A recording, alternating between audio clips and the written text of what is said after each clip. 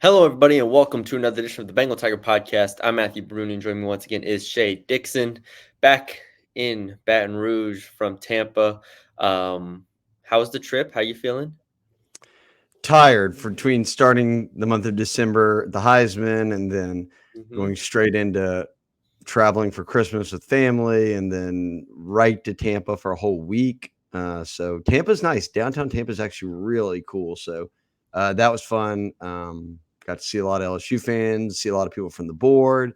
But yes, I'm back now. Landed late last night, and here we are, January 2nd, rolling the podcast where we were supposed to start an hour ago, and then news Yeah. just started rolling in, Maddie B. So, where do you want to start? Two big pieces of news, and I'm sure by the time you're listening to this, more news will have come out, and we'll have other podcasts to follow. But two notable players going in separate directions here, but ultimately both leaving the LSU roster. Where do we begin? We can start with, I guess, the more positive news. Sure, Mekhi Wingo. positive in a congrats way. Yeah, exactly. Congratulations to Mekhi Wingo for declaring for the NFL draft. He started the year off with a bang against Florida State. We all remember that game. And then after that, it was kind of a little up and down. He, at a certain point in the year, was battling. I don't remember exactly what the injury was. I could have went and read up on it exactly, but lower body injury. Ends up having surgery on that. Misses the last 5 games of the year, and then comes back for the bowl game, where he was really, really good.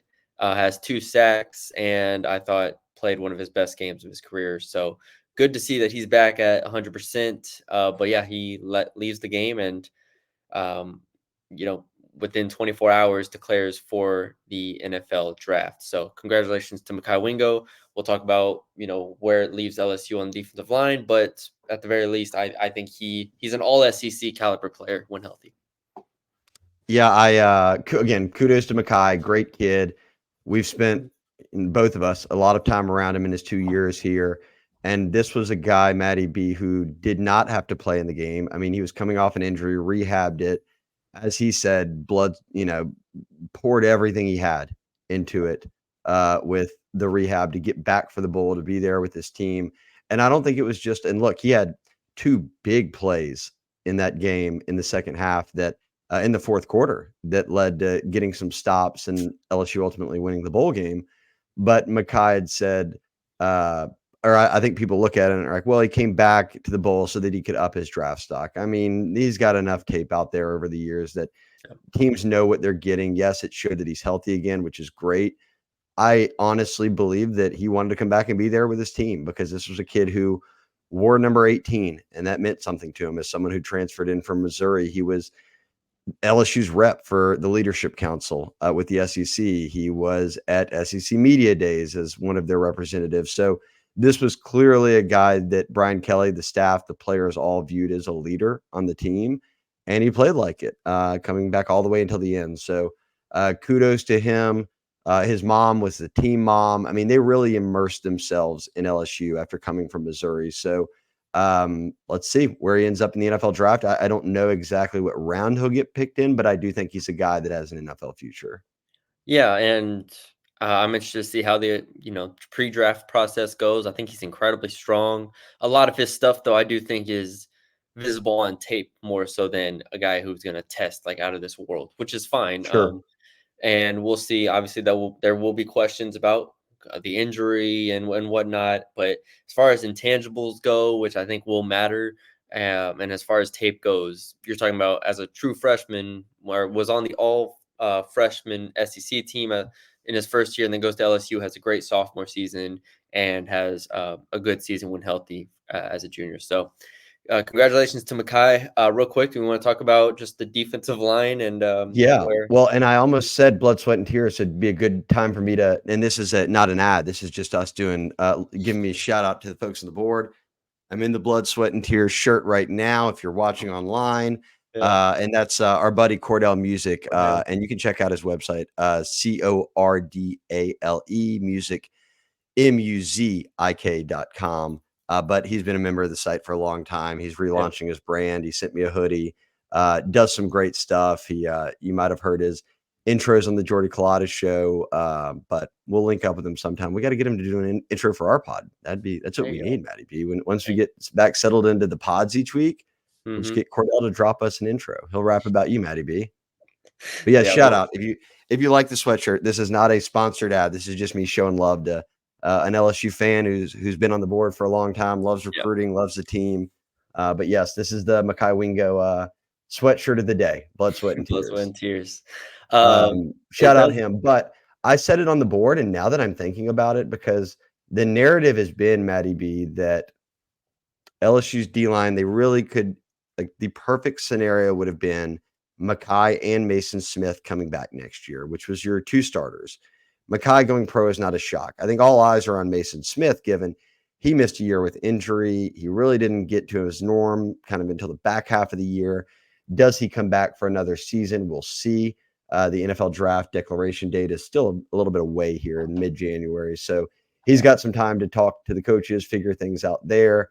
But I said it on the board that I feel like when LSU picked up Jordan Jefferson out of West Virginia, that nobody really, until you started doing your deep dives into the class and the hall, was like celebrating. It reminds me a lot of Whit Weeks when he committed. Like, it was probably a 2-page thread, and Yeah. everyone was on the board, and everyone was like, "Cool, like, nice ad." And then he's like one of the best players on your team suddenly. And I said they needed another Jordan Jefferson to replace a guy like Mekhi Wingo. And people will throw out names like a Walter Nolan and all these guys. You don't have to go get those guys. Like, there are players like Jordan Jefferson out there who can add real value to your team and aren't some, former 5-star that everybody's talking about. They got him out of West Virginia. I almost feel like it's a Mekhi Wingo. You can find another Mekhi Wingo out there. Wingo, granted, was a freshman All SEC performer at Missouri, but even then, nobody expected him to come to LSU and have the immediate impact he did a year ago, then turn that into 2 years of being the best D lineman they had, not just like some piece that they got. Yeah. So whether you want to paint it as a Jordan Jefferson, a Mekhi Wingo type, how do you replace him? A Wingo, Matty B? Yes, there's other guys on the roster. But if we're talking about the portal, guys like Wingo and Jefferson weren't some highly celebrated, touted, everybody fought over them. It was just really good evals, and they came in and worked. Yeah, really good evals. And as we know, the coaching position, the defensive line position will be incredibly important this offseason. And if Jimmy Lindsey is the guy, then they're gonna have to get him back and get him going throughout spring. I mean, it's just there's a lot of pieces here that are gonna have to move. But on the defensive line, you've already lost Quincy Wiggins, Fitzgerald West, Tyjee Hill, and Bryce Langston, and Jordan Jefferson, who is out of eligibility. And now you add Mekhi Wingo to that group. And I do think this becomes probably the highest need in terms of transfer portal additions at this point, because you already have Jordan Gilbert in at safety. People will definitely say you need a cornerback or two, but I think defensive line right now, you are in a desperate position. And like you said, I don't need home runs. I don't need triples. Just hit me doubles like you did with Jordan Jefferson, and then obviously Mekhi Wingo ends up being a home run. But like, if you can just give me like those type of players that have proven that they can play at this level for year two, I understand that they're not in a position where they only need 1 year from guys; they need multiple years. But you just got Dominic McKinley. I love Gabe Relaford, and if you can go get another guy like Jordan Jefferson, I think that would be ideal, assuming you keep Mason Smith. If Mason Smith goes, then I think all hands are. I have no clue where this goes. You just got to add a bunch of guys. Can you kick a pair of Shand inside? Or is there a D end on this roster that you say could play a Yeah, different position? yeah. I think Shand is the one. However, I do think he's probably more comfortable at defensive end or at that like outside technique position, just because he played that a little bit more at Arizona and seemed more comfortable out there. So, people will throw out Jacoby and Guillory. It's kind of I'm always Jalen Lee still on roster as a Jalen Lee, but those transfer. are guys that have now had what 3 years in SEC ball and haven't really done anything. I would love a Jordan Jefferson that when you turn on his tape at West Virginia, he's like, okay, this guy's clearly a dude, and so I think it becomes desperate. I think the urgency is on 10 right now for defensive line, whether Mason Smith stays or whether he goes. I was talking to some West Virginia fans in Tampa, and I didn't think of it this way, but they were telling me hey, look, we kind of thought we follow LSU, so Jordan Jefferson's been great. That was a great trade. And I was like, for who? They're like, Cole Taylor, the tight end. Yeah. He's been our best player at tight end all season. I forgot about that. Looked him up. He had a very good year at West Virginia. So West Virginia considered that a win-win. LSU got a DT. They had some depth there, and they got a tight end that they desperately needed, a position LSU had depth at. So a shout I out to turned on Cole the bowl Taylor out game. there I turned making on their things bowl happen. game. I turned on their Yeah. bowl game against North Carolina, and I saw him. I was like, yeah, that guy. And they were talking about him having a great year. So shout out to Cole Taylor. So what do you think? They need one? Or does it depend on, like, with just Wingo gone, do you feel comfortable if they just get one transfer in? Comfortable is a strong word, but it would Okay. make you So feel a you're lot saying better. they may need a couple. It depends. Do we think McKinley is ready to help? Well, I don't know about that. I mean, relying on a true freshman is Well, tough on the yeah, interior of an not to SEC D start or line. anything, but, like, to be that then on the second team. Could he be on the second team? Like, that is asking a lot. But I think he would have to step in and be with Guillory and Lee. Like, those he'd have to be in that mix right away, which is possible. But, we Billy just did a great story with, Charles Power and talking about his evaluation. He has to get more consistent and whatnot. So, that's a process, but you at least need one, and it depends on who that one is. If it's a Mekhi Wingo, if it's a guy like Jordan Jefferson, then okay, you're fine. But we'll see. I think that's the fascinating position that they're in right now. All right, now to the well, again, congrats to Mekhi, and we'll have Yeah. plenty of coverage on what's to come at D-line recruiting and portal and all that. But the not so great news, I guess, would be that maybe not to a surprise to anyone, considered that we had reported the news that Lance Hurd, the former five-star that signed with LSU out of Neville by way of Bastrop previously, did not go to the bowl game, did not travel, and Kelly said we'll talk to him afterwards. But right now he's evaluating his future. That told us, okay, he's clearly thinking about going into the portal. And then on Tuesday, January 2nd, he officially entered his name into the portal. Yeah. I'll let you give your thoughts. I'll share mine as well right here off the top. I think from talking to sources and understanding the reality, look, Lance Hurd came in here and said, Brian Kelly told the story of, he said, I get it. Yeah, you're starting Will Campbell at left tackle, who was his high school teammate that played left tackle. He played right tackle. He said, I'm coming in to take his job. A year later, he did not take his job. Will Campbell started every single game. I guess the notable thing here would be he also did not take Emory Jones's job. And many people just figured from the outside looking in, oh, well, they'll just kick Emory Jones inside. They'll end up playing Hurd at right tackle. And that could have been true down the line, maybe. We'll see what Garrett Dellinger and Miles Frazier both do, whether it's returning for another year. They're LSU's current starters at guard. If they return for another year, they go pro, or if one or the other goes pro. But I trust here to also, well, I could go into a few things and we can debate this, but I'll quickly say this and let you get your thoughts in. If Emory Jones was to slide, if like the five best players this year were Emory Jones sliding in and Hurd playing right tackle, Brad Davis and Brian Kelly, two O-line experts, would have done it.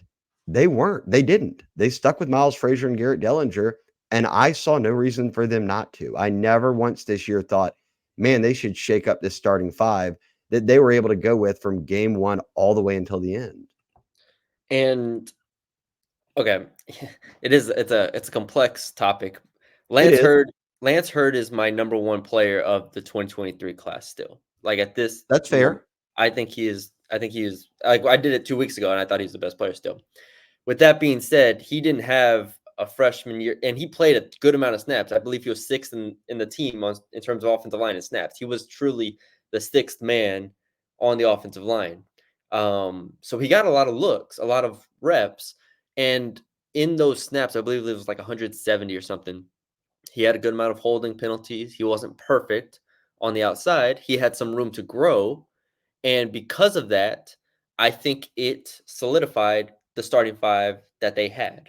The Frazier and Dellinger. Dellinger was probably never going to move, but that's the first thing is they didn't feel a need that A, maybe he wasn't ready, or B, or both. The starting five that they had was clicking so well and with Jane Daniels that there was no need to change anything. All right. You get into the offseason where maybe players can move, maybe they don't. I look at this also from another perspective of what if Emory Jones doesn't want to kick inside? What if Emory Jones is happy at tackle? what if he's like, I'm playing really, really, really well out here. I've maybe heard from like NFL people be like, hey, you're playing well at tackle. Maybe you have a future there. That's a possibility as well. I don't think people have considered. But and if that's the case, then I'm keeping Emory Jones. Like, all right, I'm not losing Emory Jones because I want to keep Zalen's Hurd. With that being said, though, I think the ideal situation to me is kicking Emory Jones inside for one of probably Miles Frazier and putting Hurd at one of the tackle spots. How much does that maybe upset Jones or Campbell? That would be my main concern, but I'm not worried about losing Miles Frazier. Like, I would love to keep Lance Hurd if Well, at all possible. The problem for me is I think there's maybe more to this that I don't yeah, know, we that's don't the thing. know. What if he said, "I don't wanna play right tackle. I only wanna Yeah, play left tackle"? exactly. There are layers to this to where maybe Hurd was being very specific. Maybe Jones didn't want to move. Maybe Campbell didn't want to move. Maybe, they felt really, really good about Frazier and Dellinger coming back. There's so many layers to this that I can't break it down, but at the end of the day, I do think it is a significant loss because I think Hurd is a really good player.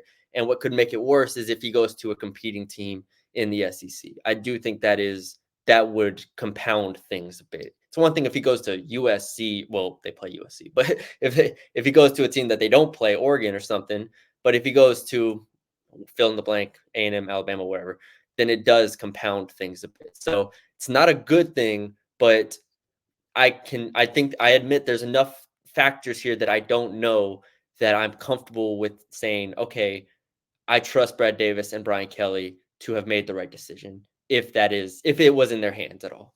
Yeah, I also think too that the reality and you look, clip it and pull this up years down the road, I could be wrong. The NFL cares way more about length and hand size and all that at tackle and the value of it than even SEC college teams do. I will not be surprised at all if at the next level, if Will Campbell's a guy who plays guard, if Emory Jones a guy who plays guard, that doesn't mean they're not really good SEC tackles. And that's what both of them are right now. They're really good SEC tackles who now have back-to-back years of starts under their belt. So choosing not to supplant them with a guy who has not played yet is not a shock to me. I'm fine with that. Like for all the people who are like, well, Emery's got to realize his future's at guard in the NFL. Okay, so is Will Campbell's maybe. Like that's just There are how it is. a lot of college players that play tackle move to guard or guard. Like it is a very flexible thing depending on, like you said, the measurements and how they play. I'll just go back to this. Brian Kelly came here from Notre Dame and he churned out O linemen. During Brad Davis to the NFL, during Brad Davis's 3 years here, he's done nothing but recruit and develop guys into very good O linemen. I'll trust that those two guys, whatever role they had to play in this Lance Hurd decision, I think LSU fans just have to put their faith into them. Now you can say all you want about Kelly and oh, what's he going to do on defense? What's he going to do with House? When it comes to O linemen, I'll just trust Kelly and Brad Davis. They've got a track record of not screwing it up. And right now in the transfer portal era, like you said, there's so much more at play here where there could be tampering involved where Hurd's been promised a left tackle job somewhere. Yeah. Well, if that's what he wants, then he's going to go. Yeah, exactly. And He's not starting over Will Campbell. That's bottom line. Like if exactly. he You would wants to have play had left to have tackle, it's not happening at LSU, not next year. exactly. And so that's what you would have had to had a complete shakeup of him playing right tackle or Jones moving inside or kicking Frazier out or whatever you were doing on an offensive line that was a finalist for the Joe Moore Award. And that is complicated. And so, like I said, the main thing here, the main negative from LSU perspective is obviously you're losing a very talented player that could go to a competing school. And B, I do think there is now some concern in terms of the long-term tackle position in terms of 2025 after Campbell and Jones leave, because it would have been very nice to slide Hurt in to that spot. And now that you have the portal, if that's a real issue, you can find someone. And again, though, they've developed well to the point where now I look back at the early signing period and when Brad Davis took a 6-0 lineman and took an offensive tackle in Cohen Eccles, who was a one-time A&M commitment and a top 15 tackle in the country. Now it's like, huh, okay. I kind of see why they might have done that now. They might have known that this could be something that was going to happen. Yeah, and Eccles has positional versatility. Weston Davis, we mentioned, is a guy who will need probably a year to develop. So he places it nicely. I mean, heck, Tyree Adams out of high school, 2023 class, we were relatively high on. I think a 4-star prospect there. So, yeah, I don't. It's not the end of They the do world. like Tyree Adams a good bit. Yeah, so I'm saying it's not the end of the world. Like you said, they're going to develop. They can get a portal guy or two. They'll be fine. Um, but that is where it's like, all right, it would have been ideally in LSU fans' head. It's like, all right, figure out a way to get hurt on the field as much as possible this year, and then after that, boom, you have a full season of starting tape, which has been proven. If you have a full season of being an all SEC player at a tackle position, you're going to get drafted. They don't care about what you did as a sophomore, as a freshman. Like that's been proven. I mean, we've seen Alabama do it, Georgia do it. Guys just plug in for an offensive line for 1 year or so, and they're drafted. So that's the ideal, situation, but that's not what happened here. And there are so many factors that worked, and I don't know if I phrased it all right when I was trying to go through all the options, but there's so many factors here that it's not surprising that Hurd eventually moves on. I'll revisit one thing before we kind of move on here. You still ranked Hurd number 1. I'll give you other options that I could say could eventually supplant that in my mind, or may, in the Yeah. minds of some, already be past him. Whit Weeks is a freshman in that group. Mhm. Deshaun Womack is a freshman in that group. Caleb Jackson's a freshman in that group. And we'll see what DJ Chester at center could have a very bright future with LSU Yeah. in that group. And then throw in Kamorian Pimpton at tight end, throw in a Kylan Jackson at safety, throw in these young corners, well, the safeties that went to corner, whether Yeah. it's Toviano or Stamps. Or so, like, I still think that, yeah, you can make the argument that he was the best piece to the 23 class. I still think that there are some other guys in that class you could point to and say that guy was more valuable. And I would throw a Weeks, a Caleb Jackson, a Chester. Again, we'll see what Pimpton holds Womack into that discussion, because I think that they belong in it. Yeah, for sure. All right. The bowl game. Yeah, we Let's can talk talk a little about bit about the bowl. Yeah. We were going to get on here initially to talk about, but an hour later, here we are. Okay, so they go down 14-0, and you thought they had no shot, and then 98-yard drive in the fourth quarter, and a few sacks later, they win the game. Yeah, there you go. There's the summary. There it is. That's our bowl game reactions. Down 14-0. I was just thinking to myself, I figured this offense was going to get off to a slow start. Like, it didn't shock me that, and it's not even like, wasn't even that slow of a start. Nussmeier had the rollout, the throw to Brian Thomas, where Brian Thomas was out of bounds, and then they weren't able to. The next drive, they They go could have gone 3. up 7-0 on that drive. Yeah, could have gone up 7-0. So it flipped very quickly, and it gets to a 14-0 game where Wisconsin's offense looked like it was going to move with ease at times throughout the first half. And that was the real concern was, and I think Brian Kelly mentioned this like post game, he's like, the offense was going to find its footing. He was confident in that. He was confident in Garrett Nussmeier and finding his footing. The problem was you're in a 14-0 hole, and then eventually it was a 28-14 hole. And it's like, can we get enough stops to where it even matters if our offense finds its footing or not? And which it did. And that was the difference, was the defense finally came around in the fourth quarter. The defensive line played significantly better. Matt House was trying different things. Ultimately, the defensive line, the Jimmies and the Joes ended up making some plays up front and getting to Mordecai, stopping the run, and that was the difference, I think, on the defensive side of the ball. So good win. It would have been it felt like a relief to me. I don't know about you when they won the game, because I just kept thinking the whole time, man, if they lose this game, just how catastrophe syndrome the entire offseason will be and the today will be, because it would have been a bad loss. Like, let's not make a mistake about it. It would have been a No, bad no, loss this in was my a opinion. 7-5 Wisconsin team. Yeah, it would have been a bad loss. But they end up pulling it out, and yeah, I think that everybody feels a lot better right now. I thought Nussmeier played great. And that's the other thing, is that now we're not entering an offseason where, and I'll start with this, the most important thing. They won 10 games in back-to-back seasons. That is stability. That shows coming off back-to-back 500 seasons. You got down to 38 scholarship players. You had your first losing season since 1999 when DiNardo got fired and they brought in Saban. And they move on from Coach O to Kelly. Kelly takes over a roster that he has to rebuild. And it hasn't been pretty the whole way. But to get to back-to-back 10-win seasons, to have a Heisman winner, is not what we expected this quickly. Yes, you want to be competing for championships, of course, They made the SEC championship in year one. They won the West in year one. They had a Heisman winner in year two. They had Malik Neighbors go out and break Josh Reed and Wendell Davis's records that stood for 20, 30 years for most catches and most Yeah. receiving yards in program history across a career. Now, Malik Neighbors owns both those records. I think that there is a lot to take out of it that you're happy about. And now, look, they have the number 4 recruiting class in the country on 3. That could be back-to-back top 5 classes. So these first 2 years of the Kelly era have brought certainly stability. And now they're back towards an 85-man roster that you can feel better about. Yes, they have to clean up the defense. Yes, there will be some coaching changes, all these things. That happens. And thankfully, they had the best offense in the country this year because that's what helped get them to 10 wins. And when I look at the bowl now, though, and Nussmeier steps in for his first start, winning and looking good now saves us an offseason of Nussmeier's not the guy. They need to go get someone beyond AJ Swan in the portal. They've got to figure this out. You look at that game, one start for Garrett Nussmeier, and he puts up 5 yards short of 400, throws for, and Matty B clipped me. I called it. I said he's going over 300. He's going to throw 3 touchdowns, and he's only going to have 1 pick.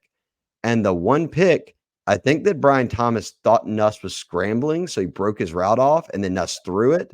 And so because Brian Thomas had stopped, it got picked. And you could see it on Nuss's face. He grabbed his helmet like, oh, like you just keep running. I was going to throw it to you. And had he hit him right there, if Brian Thomas keeps running, that may have been a touchdown. So I look at this game, and for Nussmeier, great game. They got him to shed that gunslinger mentality of, I'll just throw it around and whatever happens, happens. Beyond that interception, which again, I think Brian Thomas thought he was just scrambling and he breaks the route off. And instead, Nuss was just buying time and was going to throw to where Thomas was supposed to be. That he didn't put anything into danger, really. And he settled into a groove. And again, you mentioned it. First drive of the game, if Brian Thomas keeps his feet in bounds, you score. I mean, they're going to go down and score on that drive. But the 98-yard drive at the end, even then, you see little flashes where it's his first start. Like that would have been a 98-yard score if he puts Chris Hilton's ball in play. And the ball just sails on him and goes out of bounds to the right after Chris Hilton had 4 steps on the guy. But then he hits Kyron Lacey. Then he hits Hilton.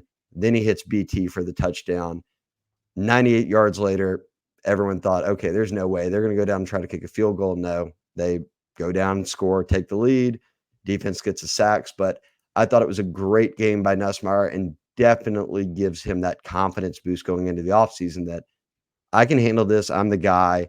The team sees it. I'm the guy. And now you move forward. Yeah, I thought it was a perfect balance that he had in being aggressive downfield and then taking what the defense gave him. And early on, there were moments where it was like, oh man, you had the drag or you had the flat open, maybe could have got a first. All of that will come with time. My expectations of this game were exceeded. I mean, in my opinion, I went into this game saying it was going to throw a pick. He threw a pick, but other than that, I thought the decision making was there. He missed a couple throws, sure, but overall, I can't ask for much more. He played fantastic, and I think an offseason with knowing he's the quarterback, knowing he's the guy, getting to work with receivers, all of those reps that Jaden Daniels got last year, going to Garrett Nussmeier will be incredibly valuable. And I'm not saying Nussmeier is going to be Jaden Daniels. I don't think he'll be anything like that. I don't think they'll have the number 1 offense in the country next year. But the drop off is not going to be from Heisman winner to, man, we need a quarterback. Man, we're with No. Auburn and whoever else that doesn't have a quarterback. This is, like I said, going into the year, I think Nussmeier, I said early in the year, he was a top half of the quarterback in the SEC. I still believe that next year he's going to be a top 5 quarterback in the SEC at the very Yes. least, in my opinion. And 100%. that's what you can work with. And we don't even know what receivers he has exactly at this moment. Well, here's the other thing. Every game's not going to look like that. I mean, you nearly hit 400 yards. Every game won't look like that one because the reality is without Jaden Daniels' legs, I think that Garrett will run the ball some. I mean, Josh Williams talked about this. They all wear the, monitors on their chest every day. So they know everything about how fast you go, what you're doing. And he was like, he hits 20 miles an hour in practice all the time on running plays. So like, you can run the football with Nuss a bit, not like Daniels, but more so you're going to run the football with your backs. And that's Caleb Jackson, Josh Williams, Trey Holly, whomever it might be. Caden Durham's coming in. Yeah. But when you get down 14-0, you can't really establish a run. So then it became on Nussmeier to throw the football, and that's where it was. So at no point in that game was it ever like, let's establish the Yeah. run. When they're getting into games next year and Nussmeier's got now a start under his belt, he'll have a full offseason again under his belt as QB1, getting those QB1 reps, that there'll be so many more games where they have that healthy blend of running the football with those guys and then Nuss throwing it. I also think, and I talked about this on the pod, and we agreed, Jaden Daniels didn't need a tight end. Like it was, I can throw to these 2 or 3 receivers, or I can do it myself. And Yeah. that's fine. Like, perfect. You won the Heisman. Nuss and a tight end fit perfectly. And Mason Taylor goes out and has 88 yards. That was his best game of the year because Nuss needed a Mason Taylor. And he, certainly did well enough to show that he can throw to the tight ends. Now you've got Pimpton, you've got Trey'Dez Green coming in, you've got weapons at that position, and Mason Taylor coming back to where between tight end and running back, like LSU's always going to have receivers. Between tight end and running back, I think they're going to be much more involved next year with Nuss as a quarterback. Yeah, that's a great point. And this was only 3 weeks of prep with him as the starter. And like I said, throughout the season, an offense built around Garrett Nussmeier will be very different than an offense built around Jaden Daniels. To your point of not needing Taylor and some of the check down options, Jaden Daniels was his own check down option. Whenever there was nothing there, he Yeah, could he's going to scramble run for it. 5 yards. Yeah, he could scramble for 10 yards. He can make things happen here. He was he is an exceptional. He's a Heisman winner, right? That's what you expect from him. And Nussmeier, I don't believe he's at that level as far as playmaking goes, but as far as a passer and what the offense can and will be next year, I'm very, very excited. And I'm glad that he showed everybody what he's capable of because this is a guy who we saw as a freshman. I saw him throwing next to Max Johnson. I said, the ball looks different coming out of his hands than it does Max Johnson's hands. It was a little bit different of a pop. And clearly this dude just has an arm. Oh, you saw it many times. I talked to some sources after the game and this morning who were like, LSU fans knew he had an arm. Like y'all saw it when he actually, you know, gets his feet settled, flips his hips, and throws it. The ball flies out of his Yeah. hands. I mean, he So can, and that deep ball to Brian Thomas Jr. was gorgeous. Chef's kiss. Just I, right there. BT in stride catches it and just a few feet down easily in the end zone, and you're right back in business. yeah. Every time he threw one of those deep balls, I was in my apartment just watching the game, and I just stood up. Just stood up. I was like, this is going somewhere over there. I don't know where. But yeah, Nussmeier, great game from him. Caleb Jackson, only 2 carries, which was weird. He'll be With way me, more involved next year. I think that everyone's like, oh, what's up with the running back rotation? They're going to play Josh Williams, and Josh Williams already said he's going to come back. A lot of that goes back to what Brian Kelly's talked about a lot, that Caleb doesn't know every blocking assignment. In a game like that where you're down 14 and you're throwing the football, a guy like Josh Williams or Noah Kane, they're yeah, going to be in the game because they're fifth-year players or whatever that know exactly what to do at all times and are going to pick up blocks for you or release for you at the right time or whatever it is. So I think Caleb Jackson got hurt a little bit in that game by the fact that they went down 14-0 and it was like, all right, we're going to have to throw it now and these other guys are going to need to play. yeah. So the running backs played all right. Caleb I Jackson didn't will be that dude next year. Yeah, and I didn't think the run blocking was great early on. They end the game with 3.9 yards per carry. Receiver wise, you already mentioned it. Mason Taylor, Kyron Lacy, Brian Thomas lead the way there. Chris Hilton, touchdown grab, really nice touchdown reception Yeah. there. Malik breaks the record. You talked about you talked about the O-line. I know in the run game, Charles Turner got blown up a bit. That 4th and 1, he Yeah, got really blown up on. But there's the reality that you have to look to as well that Nuss, they didn't have any designed runs for Nuss in this game. It wasn't any of that. He dropped back probably 50 times. He threw 40 something passes. Yeah, 45. 45 passes, no sacks. So I don't know if I would have gone into that game and been like, oh yeah, they'll never even sack Nussmeier. Like never, not once. Yeah. So, which is credit to both the offensive line and Nussmeier. The No pass doubt. protection of that offensive line is just elite, and it'll be elite next year too. All right, let's But flip it. we glossed over their neighbors. Shout out to breaking Oh both yeah. those records. That was big time. And then BK sat him at halftime, and BK said he fought him over it. He wanted to just keep going, but BK, like the wise old man that he is, says you're a top 10 pick. You should probably just chill out and let Chris Hilton and Kyron and BT take it from here. Yeah, I mean, down a touchdown, Malik Neighbors is a winner, and he's a great player. So excited for him at the next level, wherever he gets drafted. Hopefully, it's a good situation with a good quarterback. And he hasn't even declared yet. So whenever that does happen, don't be shocked. He got sat at halftime for a reason. Yeah, he's okay. He's all right. The bigger question, which I don't know anything about or anything, is Brian Thomas. We'll see when his decision comes out. He said he's already made it. He's just going to announce. He's got to go pro. Yeah, I've seen mock drafts with him at like top 20 picks at this point. I mean, I think he's the first. I thought he was a T. Higgins type that would be a top 50 pick that would really land in the 30 to 40 range, maybe on day 2, like one of the first off the board.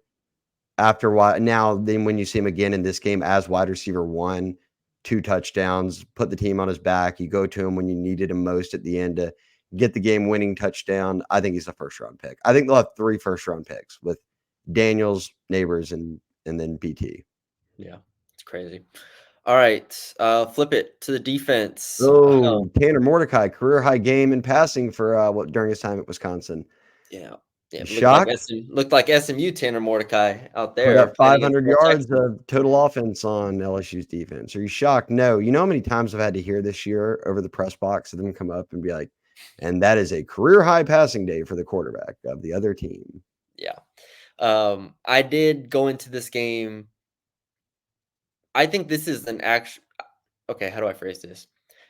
This is an indictment on LSU's defense to the level where I didn't expect it. And most of the time, I expected Ole Miss to score on LSU. I expected Alabama to score on LSU. Missouri. Go down the list of teams I expected to score on LSU. Put them on one side. Not Wisconsin. But then I feel like we've had a pretty good handle on who's not going to score on LSU, right? Auburn, Georgia State, Mississippi State. Thank you. Like those teams, we put them in. We've had a very good delineation of who's going to score on them and who's not. Yeah, good offenses score on them. Bad offenses don't really. Exactly. Wisconsin, I put on the side of I didn't expect them to score on them because they didn't have Braylon Allen and they haven't scored on anybody this year. When they had Braylon Allen, who's going to be a first running back, second running back taken. Exactly. And they haven't scored in the 30s since I believe September 22nd. And it is January 2nd right now. I put them on that side for a reason. And so I do think it is a very damning performance that you have your entire defense. You've had 15 practices with them, basically, like we've said, a full spring ball to practice with them, and you still get carved up. Tanner Mordecai still throws for 400 yards on you and 3 touchdowns, and they still almost lose the game because through 3 quarters, you allowed 31 points to Wisconsin. That is, I was an optimist of sorts, but throughout the entire season, it's been like, all right, we know who they can stop. We know who they can't. Wisconsin, on paper, fell squarely in the category of teams they could stop, and they didn't, even with a month to prepare. And as much as I think I've given Matt House a lot of leeway because I've continued to be like, hey, personnel, like they are inexperienced. They're starting safeties at corners. They're doing all this stuff. That was a really, really bad performance, in my opinion. It was the D-line's gap assignments and sort of sticking to them were bad. Yeah. We already know the DBs have had their rough go all year. We even saw Whit Weeks in them missing tackles. Here's my thing. We can talk about House and what coaching changes y'all want as fans, all you want. We could do that for 4 hours on a podcast and sit here. We could talk about the personnel and the limitations and not being able to run different things because of it all day. The tackling and the angles were the worst I've seen maybe all year. They were so bad at tackling. And that's why Wisconsin put up 500 yards and 31 points. They couldn't tackle. And that's the most fundamental elementary part of playing defense is taking the correct angle and tackling. And they were so bad at it. Yeah. And that's where, as much as I've continued to say like the personnel on this team is not good, but they've also haven't used it correctly. The good personnel that they do have, right? Like the Harold Perkins and the Whit Weeks and the Omar Spates, in theory, from Omar Spates from Oregon State, Deshaun Womack, you go down the list, Braden Swinson. And now you have a month to prepare against a Wisconsin team that didn't throw new at you, has done what it's done all season. And you weren't able to stop it because, like you said, the gap integrity wasn't correct. You're your defensive line looked lost at times.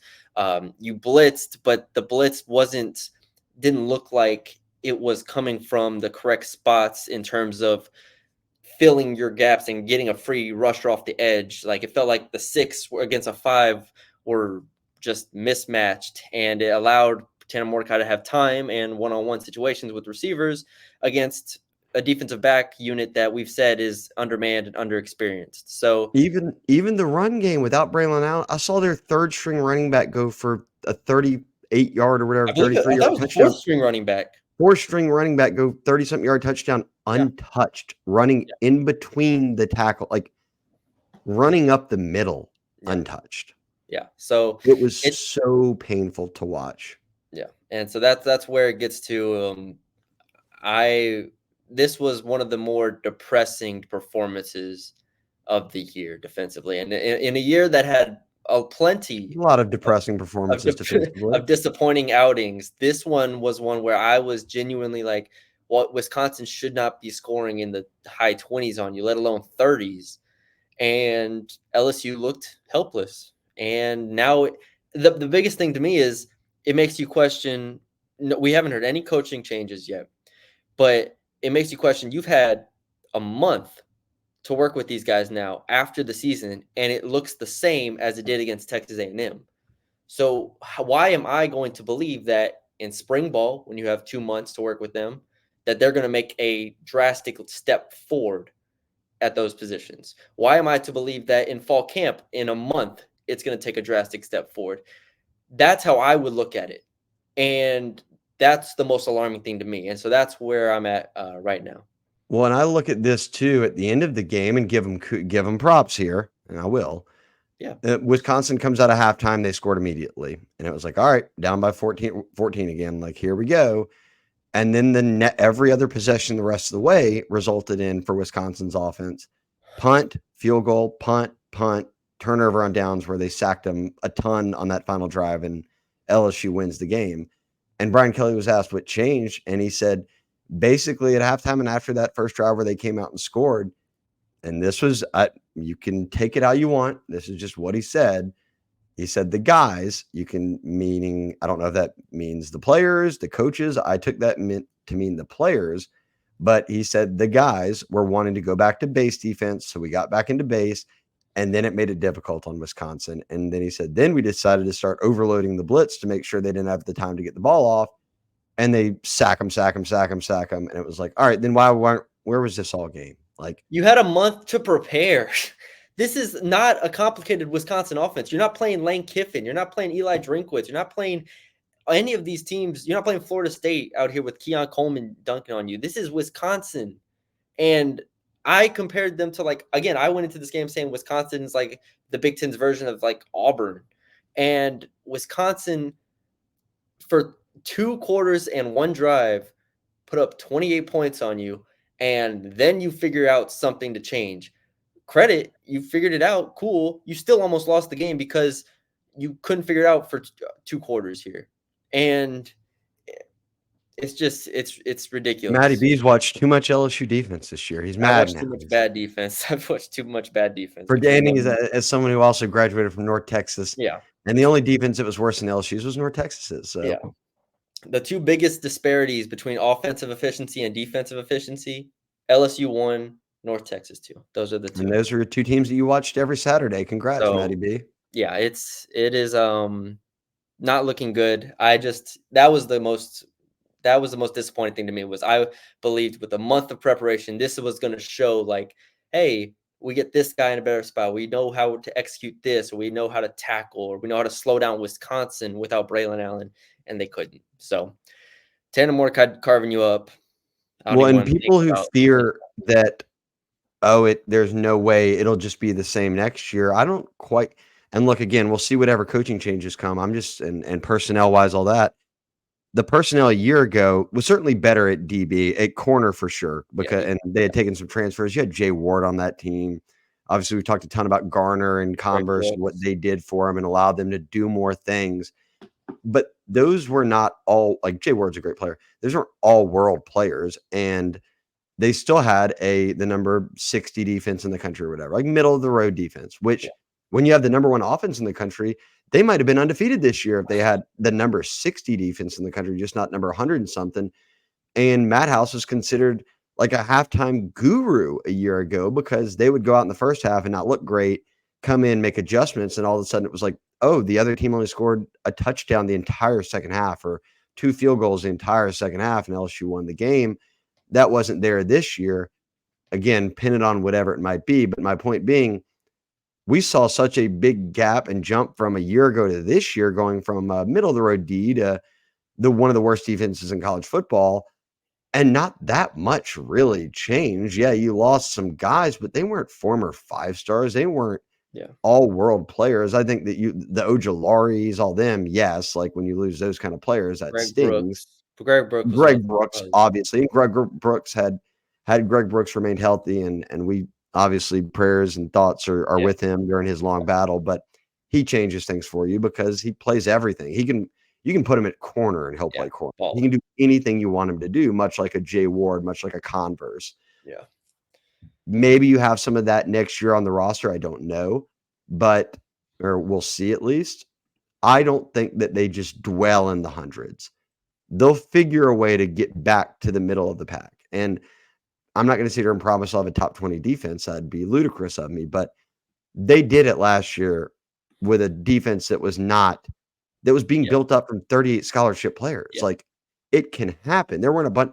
They didn't have Georgia's defense last year where it's like, oh, they lost a bunch of first rounders or Yeah. anything like that. It was, hey, Rashard Lawrence, Ojolari. It was guys who were good players and are playing in the NFL. Jaquelin Roy, all them. At the same time, the drop off shouldn't be to 100 and something. So you should be able to make that gap, back up, I think, this I offseason. agree. I agree. I think I don't know if House is retained, but even if House is retained, like there should be you can't get worse. And I truly believe that you cannot get worse. I cover, like I said, I don't I think watched they'll stay their the sec same either, is what I'm saying. yeah. They'll be the results will be better next year. It will be. It almost has to be. Yeah, it has to be. So that's where um it'll be interesting now to see where they go in the transfer portal. And Denver Harris and Deuce Chestnut have entered the portal since last time I know we did a podcast, which was about 9 days ago or so. Well, Not shocking on either of them. before the preview podcast, I should say. Yeah, again, not shocking there, but we'll see how close they are to like the 85-man cap now being a factor is something else that will be interesting to watch for. But The other overall, thing is at the end of the year, they're playing 2 corners who are signed at safety. I think Stamps can play corner. I think Toviano is clearly probably more of a nickel or a safety, but you're in a bind and it's like, hey, we need you to come down and play corner.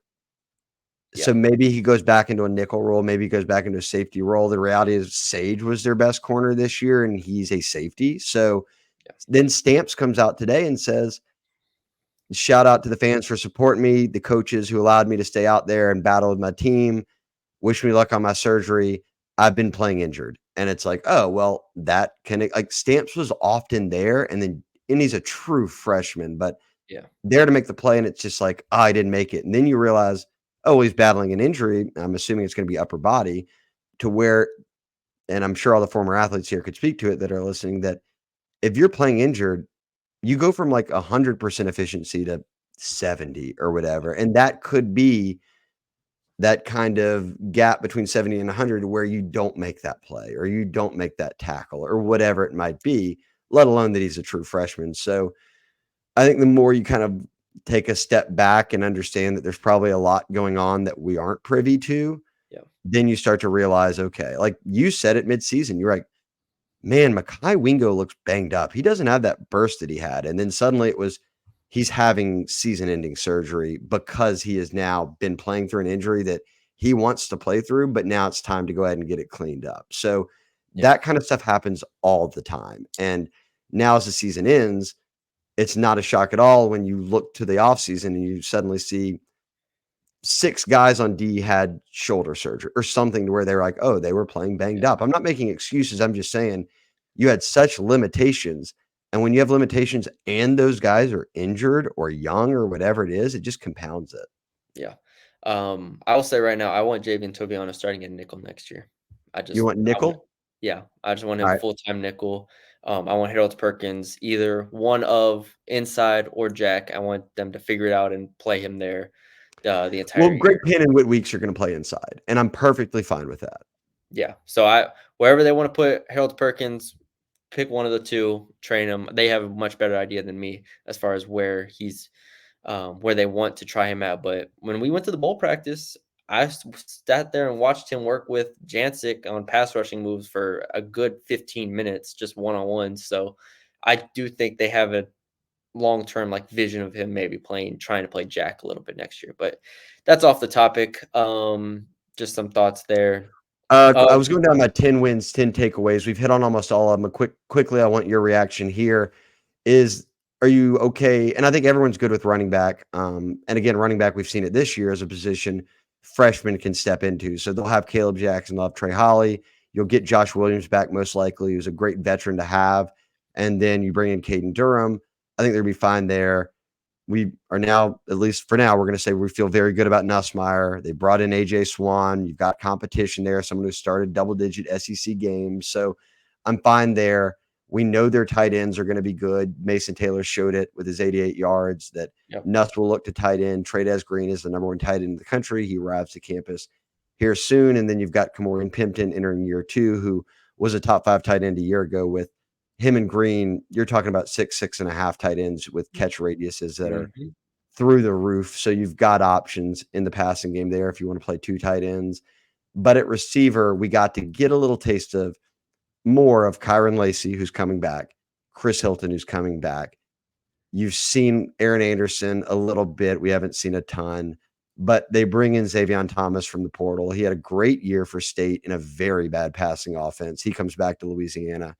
And then you've got guys like Shelton Sampson and there's all those freshmen that redshirted that, presuming they don't hit the portal, that these guys will be back.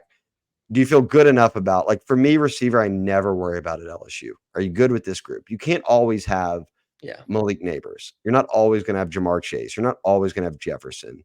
You're not always going to have a Brian Thomas who led the nation in touchdown catches, yeah. 17. But do you feel good about this group? Or are you sitting here saying, I want to see them add another portal guy? I I wouldn't. mean, sure, if you add another portal guy, great. But are you okay with this group? Yes, I'm okay with this core. I'm okay with Lacey, Hilton. The big thing with Hilton is just staying healthy, man. That's we know he can play. We know he He can wasn't run. healthy at all for 2 years, and now he stayed healthy for a full year, and you see what you get. I mean, he Yeah, is a speedy, athletic pass catcher. yeah. Him with Nussmeier is just incredibly fun. So I again healthy Hilton, Kyron Lacey. Those two I'm really happy with. We'll see. Aaron Anderson, how he looks. I still think coming off of that knee surgery, he had similar to Mason Smith in a way is that like year one is you're not 100% even if you think you're 100%. Yeah. So we'll see what he looks like And over the Fabian offseason. Thomas. And then Xavier Thomas, who I like and I think could fill that Malik Neighbors type role. So yeah, I like the group. I like the group. Would I be opposed to them going and trying to take a big swing at somebody on the portal? No, but I don't know how many big swings there are Yeah. worth taking right now at this moment. Like how many receivers are better than Xavier Thomas right now in the portal? I don't know the answer to that, but it can't be more than like Or one. how many receivers out there could you go get that you couldn't just put Shelton Sampson out there and him start to develop and become a better player then? Yeah.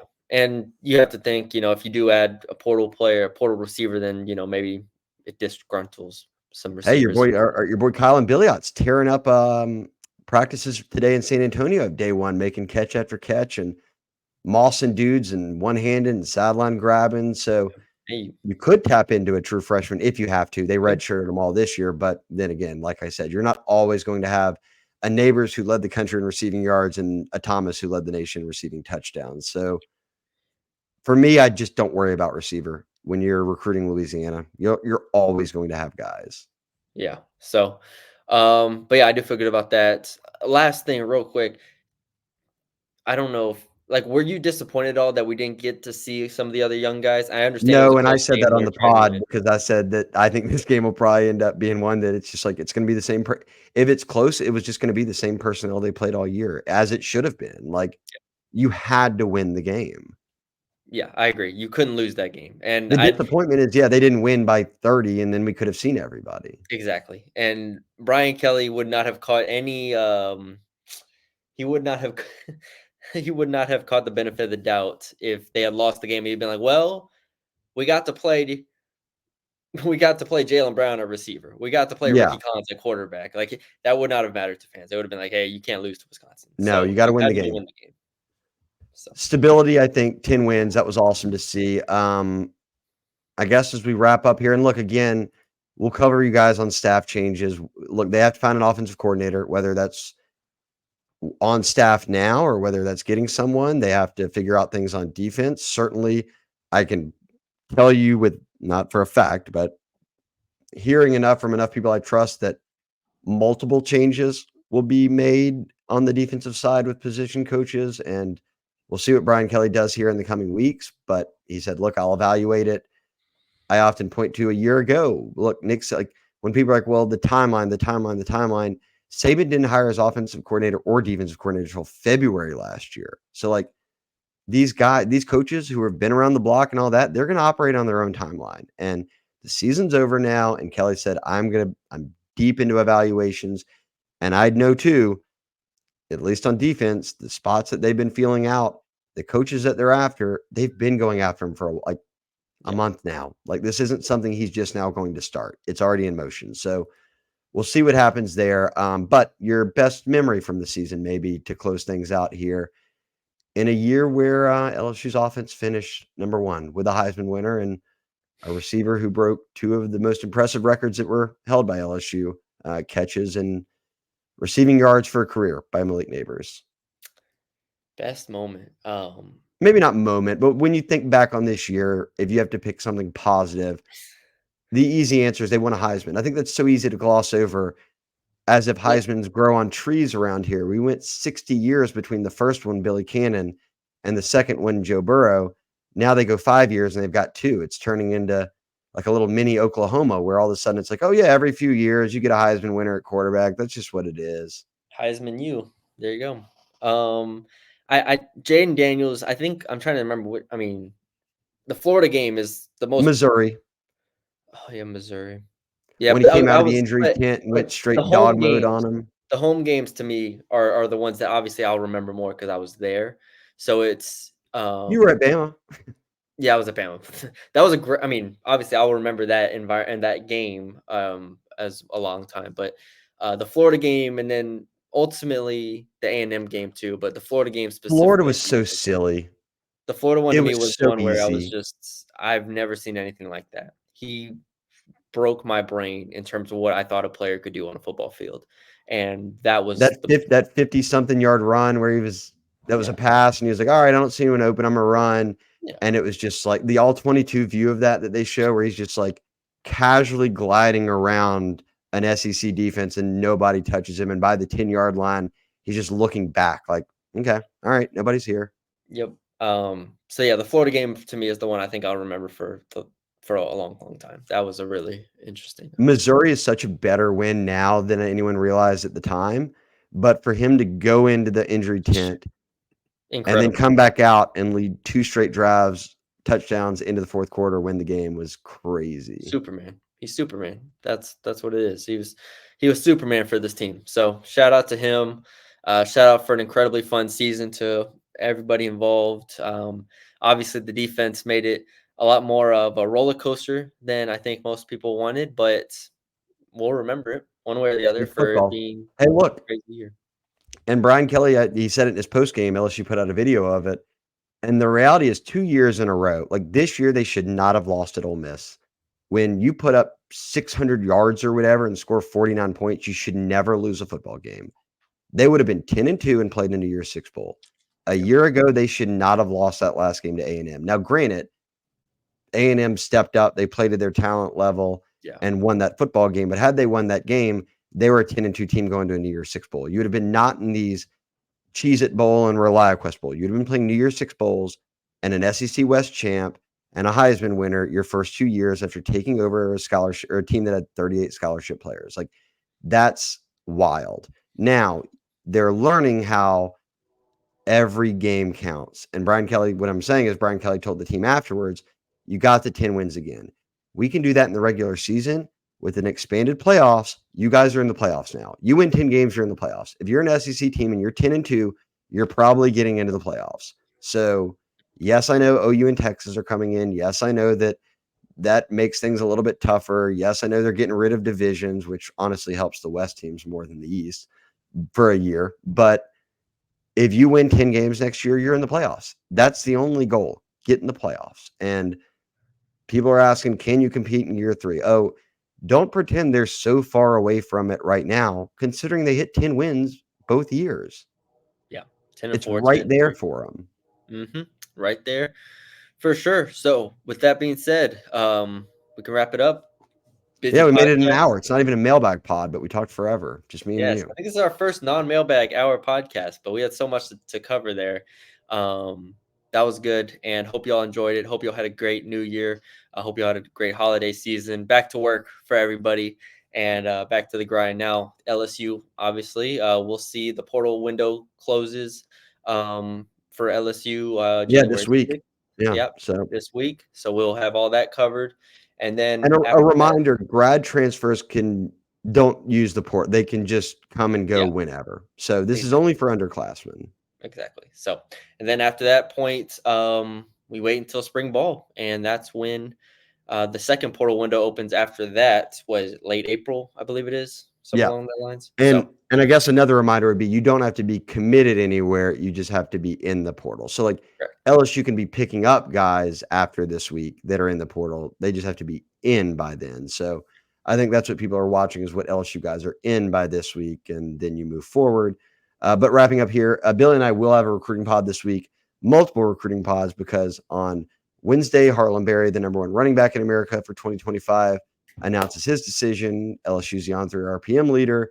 And then on the 6th, which would be 3 days after that, Bryce Underwood, the number 1 overall player in the country, quarterback out of Belleville, Michigan, will announce his decision. LSU also the on-3 RPM leader there. So when you talk about what can winning a Heisman and having the number 1 offense do for you, I think maybe something like that. Get the attention of the number 1 quarterback in America and keep things rolling on the recruiting trail. So good time to be an LSU fan right now. I know it might not feel like it with Lance Hurd leaving and the defense and what coaching changes are going to happen. But trust me, focus on the bright side here. You've won 10 games.